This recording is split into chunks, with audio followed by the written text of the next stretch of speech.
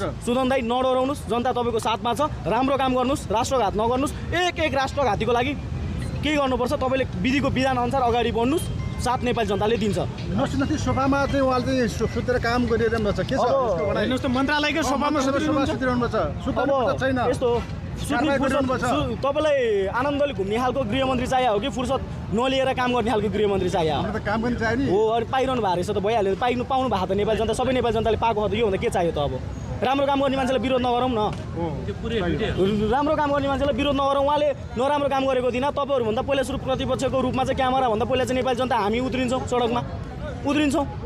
राम्रो काम गर्दाखेरि चाहिँ गृहमन्त्रीले राम्रो काम गर्दाखेरि प्रधानमन्त्री, अब नेपाली जनताले के सोच्नु पऱ्यो भने सरकार भने यसरी चल्नुपर्छ भन्ने त देखेँ नि त।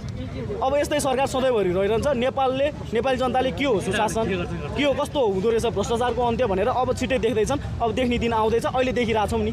यिनीहरू त सब पत्ता साफ हुन्छ। हेर्नु एक नेपाली जनतालाई रुवाएको छ नि, एउटा आँसुको थोप्पा लाग्छ यिनीहरूलाई एकको हिसाब हुन्छ। अब मजाले 2 मतै छैन नेपाली जनताको अदालतबाट दिएको मतले यिनीहरूले त्यो मतलाई गद्दार गर्न थाल्यो भने यिनीहरूलाई चाहिँ बाँकी राख्छ त। केपी ओलीले त कमसेकम हेलिकप्टर चढेर फेरि फर्केर त आएको थियो नि त। यिनीहरू त फर्किन पनि भ्याउँदैनन् के, गाह्रो छ नि। यिनीहरूलाई पनि थाहा छ नि त यो कुरा त। अनि यिनीहरू त्यति पछि बसेर काम गर्छ त धेरै राम्रो अगाडि काम गर्छ नि। अस्पतालमा हुनुहुन्छ अहिले उहाँ केपी ओली